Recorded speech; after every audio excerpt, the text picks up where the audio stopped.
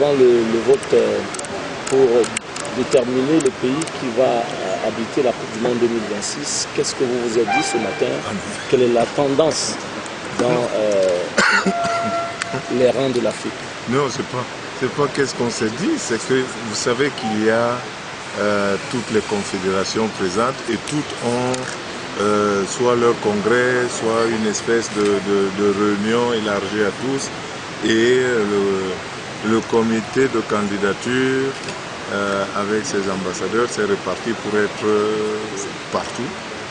Et donc, pendant que certains sont avec les Africains, d'autres sont avec les Caraïbes et la CONCACAF, ensuite avec le CONMEBOL, qui lui, d'ailleurs, soit dit en passant, a été suffisamment fair play entre guillemets pour dire que de toute façon il ne veut rien entendre de la candidature africaine.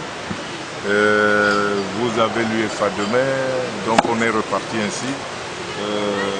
Et j'étais au congrès de la CONCACAF où on a fait la présentation, et là je devrais aller au congrès de l'Océanie qui va se tenir dans quelques instants.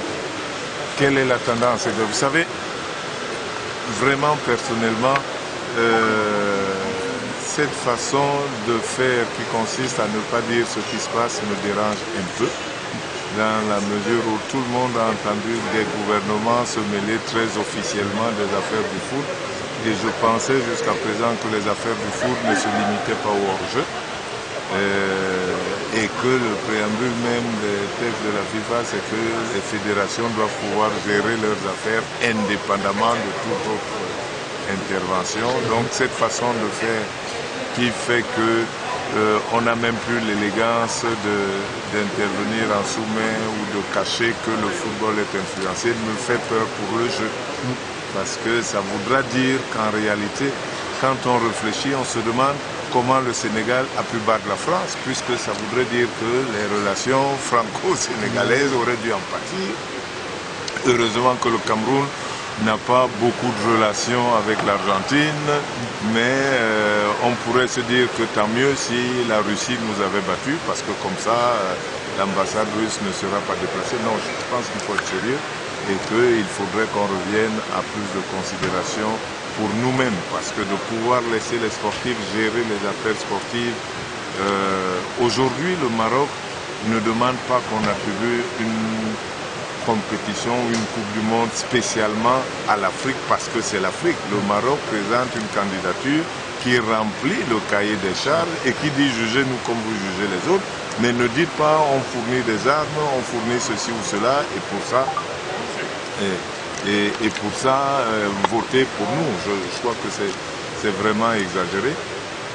Mais bon, pour l'instant, je ne dis pas ça en pensant que tout espoir est perdu. Non, c'est même le contraire.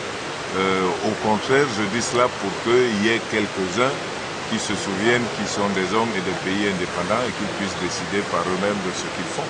Mais Joseph Antandé, que pensez-vous du fait que la plupart de tous les pays africains ne soient pas unanimes pour voter la candidature du Maroc? Parce que vous savez très bien que vous êtes en Afrique du Sud et on vous a très bien vu. Et aujourd'hui, l'Afrique du Sud se détourne un peu de son, de son engagement. Je vais quand même rectifier en disant que ce n'est pas la plupart des pays d'Afrique qui ne votent pas pour le Maroc. C'est la plupart des pays d'Afrique qui votent pour le Maroc et quelques-uns qui ne le font pas, et malheureusement qui ne le font pas en mettant clairement en avant l'influence politique. Vous savez qu'en ce qui concerne l'Afrique du Sud, si je me souviens bien, c'est bel et bien une ministre qui a dit le Parlement a décidé qu'il ne faut pas que notre fédération, demain ils vont dire que le Parlement a décidé que notre équipe nationale ne peut pas battre celle des États-Unis. Vous comprenez? Et venant de ceux pour qui toute l'Afrique s'est mobilisée, pour qu'ils sortent du joug de précisément ceux qu'ils soutiennent aujourd'hui, qui les ont opprimés pendant longtemps, voudrait dire qu'on s'est battu en vain, dans la mesure où ça voudrait dire qu'ils continuent à être opprimés d'une certaine manière désormais avec leur accord. Et ça, c'est véritablement regrettable. Mais bon, je pense que les pays africains, le foot, j'adore le foot parce que c'est la vie, il vous montre tout. Et il vous montre tout en grandeur nature, en réel. Et donc, qu'est-ce qu'on voit? On voit que finalement, ce dont se plaignent les Africains ne dépend que d'eux. Et que, bon, ben, c'est eux qui ne veulent pas être libres. Et dans ces conditions, on leur arrache leur liberté. Et le 13 janvier, vraiment, en tant qu'ambassadeur, qu'attendez-vous que le 13 juin, oui, c'est vrai. Le 13 juin, qu'attendez-vous véritablement? Non, mais premièrement, on attend que le fair play gagne. Moi, quand on va à une compétition, on veut gagner, mais on doit être prêt à accepter la défaite si l'adversaire a été meilleur. Ce qui est un peu gênant, c'est d'entendre tous ces crocs en jambes qui ne sont pas sifflés. C'est ça qui est un peu embêtant. Mais sinon, dans les normes, vous êtes deux, il y en a un seul qui gagnera. Bon, donc quelqu'un pourra perdre. Donc on doit être prêt à gagner, mais on doit aussi être prêt à affronter la défaite. Merci. Merci.